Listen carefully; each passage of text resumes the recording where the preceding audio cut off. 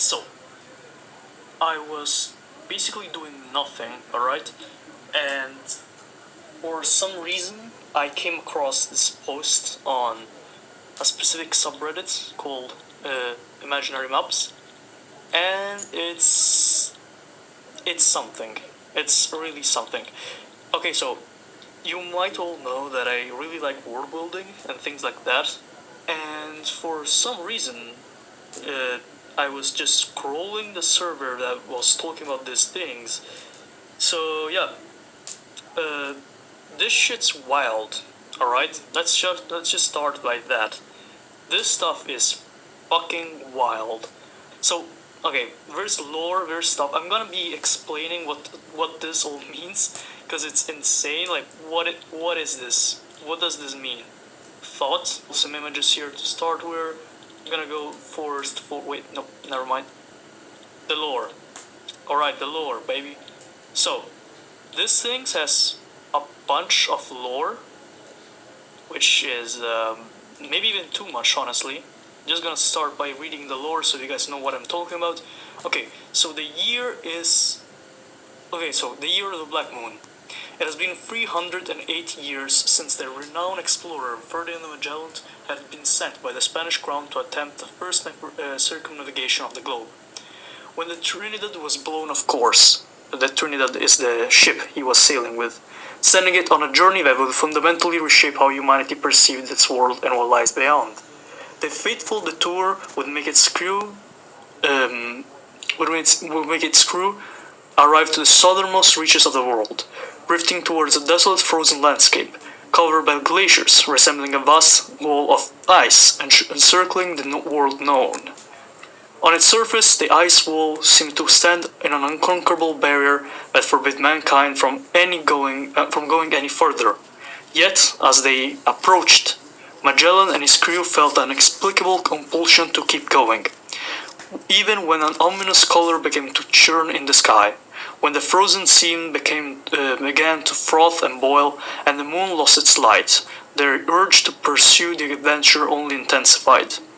This compulsion grew into madness, as the sailors were gripped by the great and terrible versions of their mind, and were not equipped and to comprehend. And the mighty glaciers began to crumble before them. Somehow, a fraction of the crew survived for an unknown period of time, for which they were unconscious or unwilling to recall.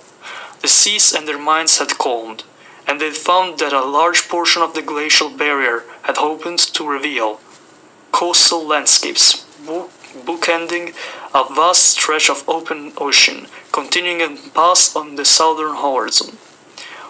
What one was a wall now was a gate, and the sailors would return to Iberia with the sense that their unprecedented globe-spanning voyage was just the first step of a much greater journey. So for now, I'll just stop here. So, what is this? Once again, what am I talking about? What is going on? So this is the start of the lore. Where we at? I think we are like at Magellan exploration. We're like in the 16th and 15th centuries. So we're in Spain. We're going on an expedition, going here in the Straits of Magellan, and for some reason Magellan goes not here, but he goes, I believe, here, and the walls of ice, which would be Antarctica, of course, literally disappear, alright? And they are encountered, they encounter what appears to be, and I'll read this, alright? With Magellan nowhere to be found, Juan Sebastian Elcano led to the remaining ships back to the old world, finding unrest and upheaval everywhere they went. They found coastal villages ravaged by tsunamis and storms, the destitute people stricken with apocalyptic terror, with many perceiving the Black Moon as an omen of the end of the days. As they moved north, they found less destruction, but just as much unrest. The moon had remained pitch black ever since the wall of ice had opened, a nightly reminder to the peoples of every land that something about their world had changed. The explorers kept what they witnessed as closely regarded secret, only telling the tale once they had direct audience with the King of Spain. Each man recalled what he saw while approaching the ice wall differently. Each of the visions were unique, mostly incoherent and contradictory, but there was a single common element every man could describe in pristine detail. A tall, ethereal woman whose skin was dark as cavernous abyss, but at the same time glowing with some otherworldly energy, standing atop of the glacial wall, staring them down with closed eyes. Without speaking, she called out to them, beckoning them to come closer, to join her atop of the wall, and peer over the other side to see what lays beyond. And I'm just gonna put up the actual picture of the woman, since the artist that made this story actually drew her. So this is her, apparently. I assume, actually, I am not really sure 100%, but I think that's her. So you already know this stuff is weird. Like there's no going back, alright? It's already been pretty weird so far. Dream of the Atlas. For decades, the moon remained an empty black void. The long dark nights passed around to the known world with millions of restless minds consumed by speculation and a desire for answers. In every society, scholars, philosophers, and holy men will struggle to interpret the sign from the heavens and ease the worries of the masses. In Punjab, the followers of Guru Nanak Dev were particularly emboldened by this cosmic spectacle.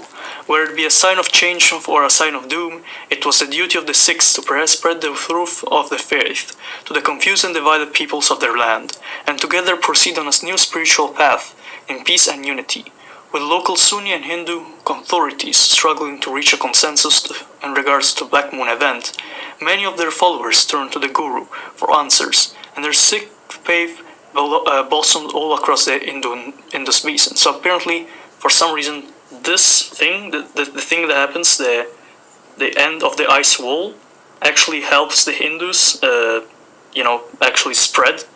So interesting. Following the initial confusion regarding the Black Moon, the story of Magellan's fateful expedition crept its way across the old world.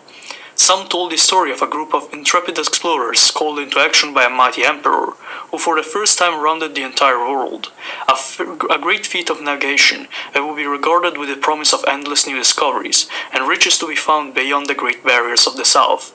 Some told the story of a British sailors from a godless kingdom who searched the world over unknown lands and peoples to conquer, plunder, and spread their heathen faith. Their hubris carrying them to the furthest reaches of the world, where they met God's wrath and caused divine punishment to rain down over all mankind.